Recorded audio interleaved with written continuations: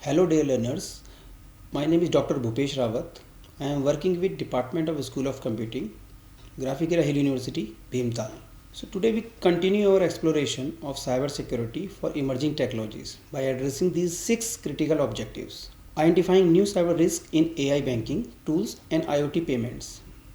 Second is understanding security problems with blockchain and digital currencies. Third objective is comparing global fintech safety regulations. Then we'll describe RBI's 6-layered security framework and we'll evaluate privacy security trade-off in finance, and we'll also design simple safety plans for digital banking. In the last lecture, we discussed about cyber security for emerging technologies. Let's now explore the new cyber risks introduced by AI and IoT in banking. AI and IoT are transforming finance, but they also introduce new risks. Consider these real-world examples. The first one is identify new cyber risk in AI banking and IoT payments. Voice deepfake fraud, which occurred in 2023. ICICI Bank faced an AI-powered social engineering attack.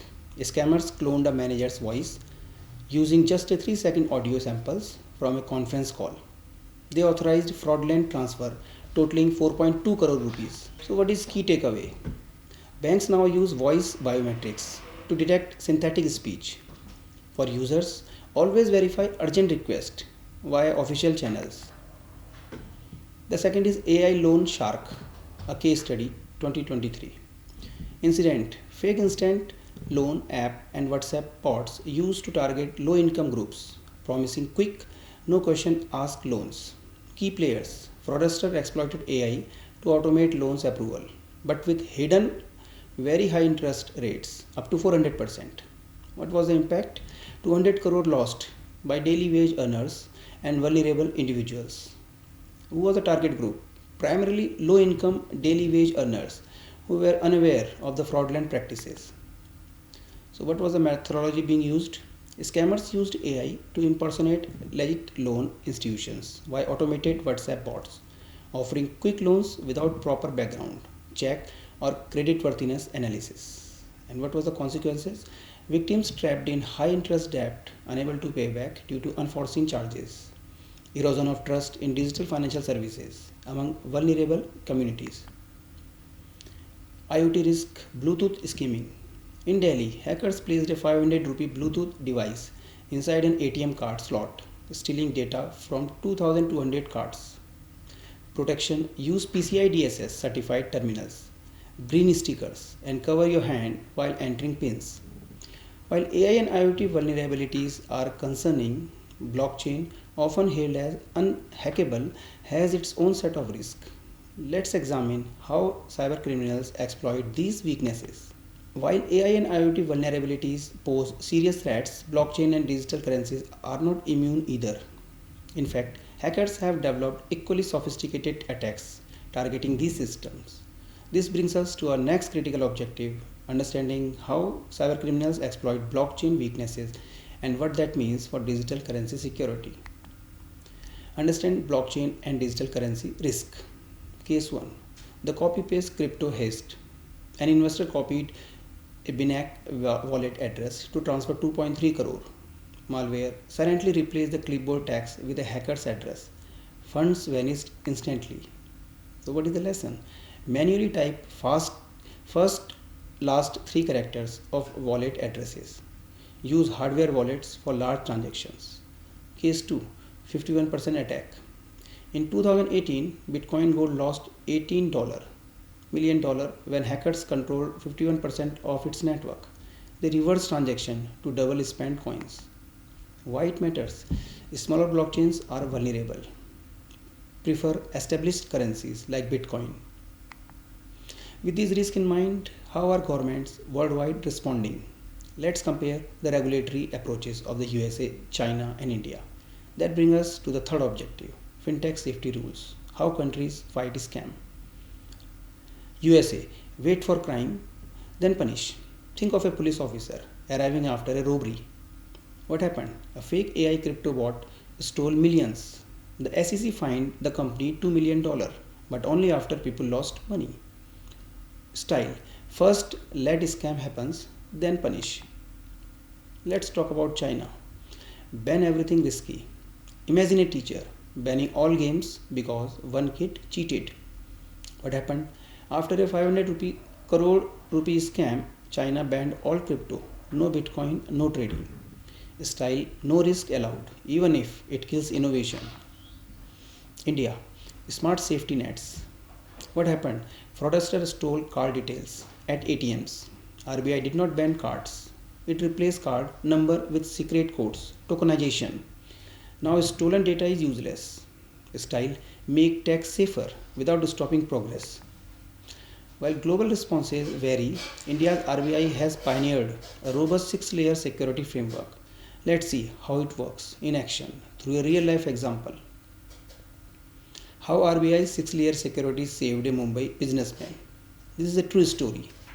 The night it happened in Mumbai in the year 2022 at 2:13 am. Rajesh, who is a textile trader, was asleep when his phone buzzed. 25 lakh rupees transferred to new payee, ICICI Bank. His heart stopped. I did not authorize this. RBI's digital shield kicked in. Layer 1, AI detected the red flags. The transaction was 10 times Rajesh's usual amount. It happened at 2 am, a time he never banks. Layer 2, biometric block. The system demanded fingerprint reauthentication. The hacker failed. Layer 3, instant freeze. Within 90 seconds, the transaction was halted and his bank locked the account. Rajesh's money was safe. How the sixth layer worked daily, like a security guard team. So the first layer is tokenization. Your card number becomes a random code, like a nickname. Hackers can't misuse. Second layer is behavioral AI. Knows your habits. For example, why is Rajesh logging in from Russia at 3 am?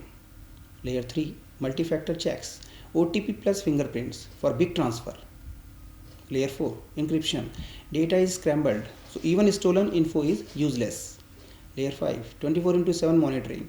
RBI's system watch all transactions in real time. Layer 6, automatic alert. You get SMS and email for any suspicious activity. But with great security comes a critical question. How much privacy are we willing to sacrifice for safety? Let's explore this trade-off through the lens of Aadhaar, the trade-off safety versus privacy. To stop fraud, RBI's system track spending patterns, locations and timings. But this means banks know when you stop, when you shop, where you log in. AI learns your habits to protect you, but how much sharing is too much? Let's move on to the next objective. Evaluate privacy security trade-off. The double-edged sword of Aadhaar. A story of security trump and privacy tragedies. Act 1. The 1000 crore rupees fraud that failed. The plot, the corrupt officials were stealing subsidized ration meant for poor farmers by faking identities. How Aadhaar helped? Every beneficiary had to scan their fingerprint to collect rations. Suddenly, those beneficiaries' fake names vanished. What was the result? 1000 crore rupees saved from fraud. The hero moment. A widow in Ajmer finally got her full ration because Aadhaar ensured only she could claim it. Act 2. The 2020 data breach when production backfired. The shock, hackers stole 2.3 lakh migrants' Aadhaar fingerprints from a poorly secured Labour Ministry database. The consequences, victims faced identity theft, risk for life. You cannot change fingerprint like a password. Many did not even know they were hacked until loan rejections or spam calls started. The irony, the same system that stopped fraud became a liability due to weak encryption. So what were the lessons from the Aadhaar saga, the way forward? The first is encryption is non-negotiable. Locking biometric data should be like locking gold in RBI vault, not a diary with a weak latch. The second lesson is hybrid models work best. Virtual IDs like a masked Aadhaar number for login protect real data. For example, just like UPI hide your bank details, Aadhaar can hide fingerprints after verification. Transparency builds trust. Victims of 2020 breach were not alerted promptly. If banks can SMS for 100 rupees transaction, Why no alert for biometric leaks?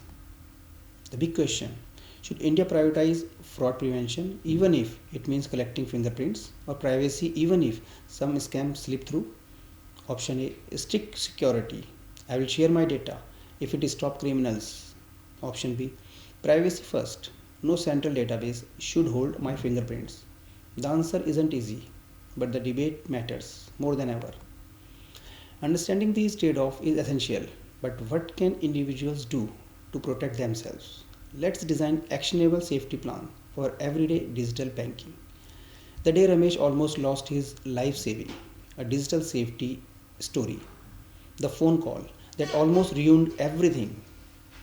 Ramesh, a shopkeeper, gets a call. Sir, I am from RBI. Your account is hacked. Share the OTP to block it. What saved him? His daughter had warned him, never share OTPs, even if they claim to be RBI. He hung up and checked his bank app himself. Crisis avoided. Key lesson for urban user: OTPs are like house keys. Never hand them over. Scene 2: the fake QR code at the tea stall, Delhi market. Priya scans a QR code to pay for chai, but the payment goes to John Traders instead of the stall owner. What saved her? She always matched the merchant name before paying. This time, the name did not match. She cancelled and paid cash instead. Key lesson: QR codes can lie. Always verify the pay name. So, what are the learning outcomes? The learners are able to identify emerging cyber risks such as AI voice deepfakes and IoT Bluetooth scheming in digital finance. They are also able to analyze blockchain vulnerabilities, including 51% attacks and clipboard malware threats. They are also able to compare global fintech regulations, such as the reactive US approach versus China's restrictive model. Also able to describe RBI's six-layer security framework and its role in fraud prevention. And they are able to evaluate privacy security trade-off in systems like Aadhaar and suggest balanced solution. And finally, they are able to design basic digital safety plans, including OTP security and QR code verification. Today, we have equipped ourselves with tools to combat today's threats. In our next session, we'll prepare for tomorrow's challenges: quantum encryption and AI-driven defenses. Thank you.